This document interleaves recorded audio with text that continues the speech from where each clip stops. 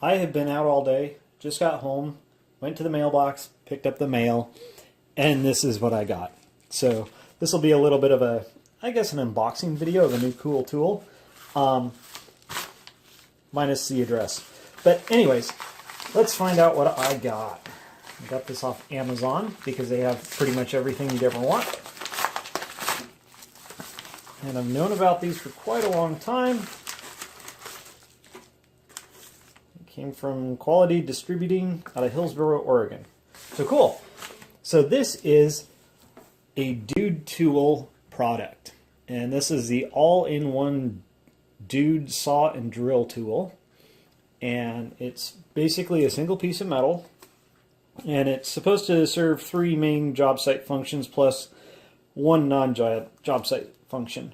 So it has a drill chuck key built in. It's got a blade wrench for tightening the nut on your skill saw. And then it also has a feature for removing the diamonds in the center of a skill saw blade. So I'll pull this out and we'll take a look at it. All right, I'm back. And here we have the all-in-one Dude out of the packaging. It is, from first impression, it is a very substantial piece of metal. It is a chunk. It's cast. It's not stamped. This is a typical skill saw blade wrench right here, and this is just a stamped piece of steel. This one's cast. And our Dude tool is taking the place of a 1/2-inch Jacobs chuck key, like this, and a skill saw blade wrench. So the mass of this thing, like I said, we'll turn on our little kitchen scale here. It's really substantial. I'm pretty impressed with, or surprised, let's put it that way, with how heavy it actually is. It's 9.9 ounces, so it's coming in just at almost 10 ounces basically. So that's a chunk of steel. So this takes the place of these two tools here. So let's throw these on the scale together and see what these come up to. And that looks like 5.1 ounces. So it's almost twice as heavy as these two tools.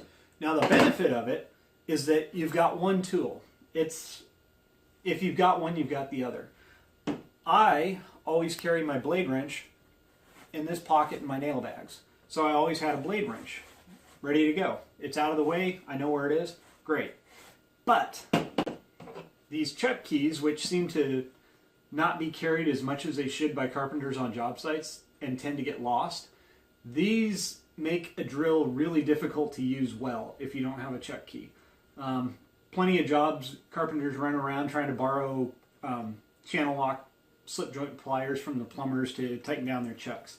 So the chuck key, obviously, this has some drawbacks in my opinion because it's small, and on this particular right angle drill, the handle actually hits the housing here. So when you're really trying to crank something down, you run the risk of jamming your finger in there or giving yourself a bit of a pinch. So that's not the greatest thing in my opinion.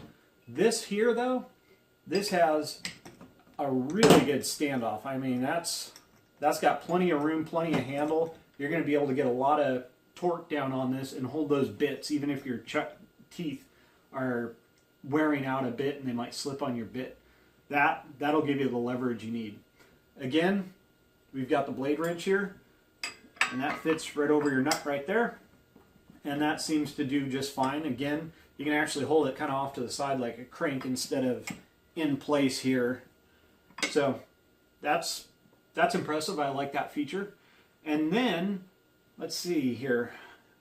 With both combinations, it fits in your nail bags.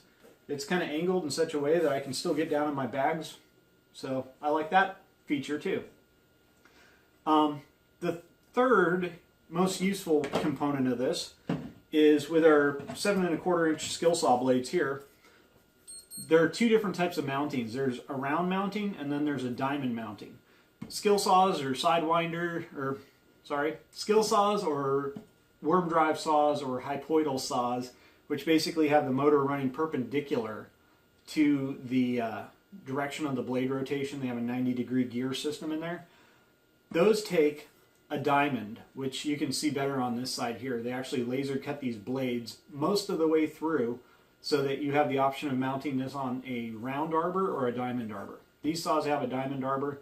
It's really common here on the West Coast, not so much on the East Coast. But yeah, it's always been a challenge to get these out. A lot of times guys will use the claws on their hammer and try and bash on it and try and hit just right there so they can pop them out. I would typically get a 2x4, which is a relatively soft piece of material compared to steel, and I'd take a nail set or a nail and I'd use my hammer and I'd tap on these sides until the diamond came out enough that I could then pop it out. This tool, though, is supposed to help with that and keep you from accidentally warping the blade. I'm going to put some gloves on because I don't feel like cutting myself on camera for you.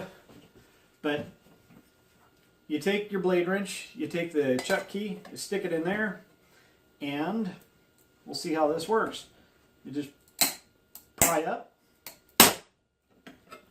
and looks like it popped it out.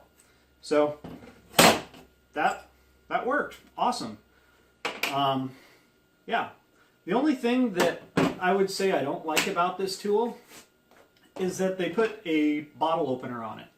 And to me, that just kind of is a warning sign that, hey, it's okay to drink at work or after work, because, you know, at the end of a long, hard day, you go out with your buddies, open the cooler, pull all the beer bottles out that were floating in the water, and use your chuck key to open all your bottles. Somebody might argue that some of the different types of sodas that you can get a lot of, at least again on the West Coast, you can get a lot of the made in Mexico Coke and Pepsi, where they come in the glass bottles still, and you'd use this to open your Pepsi or Coke bottle with the taco trucks that come out and food trucks. But I've never, ever, ever, ever seen a food truck that doesn't have at least one or more bottle openers bolted to the side of them for that specific reason. So, you know, to basically say, hey, it's cool to, at the end of the day, pop open a bunch of beers and stand around and drink and then drive home, not cool. So I would encourage any tool manufacturer, don't put bottle openers on your tools. Guys that like to drink have bottle openers on their keychains, every single one of them. Walk around to college and everybody's got bottle openers on their keychains.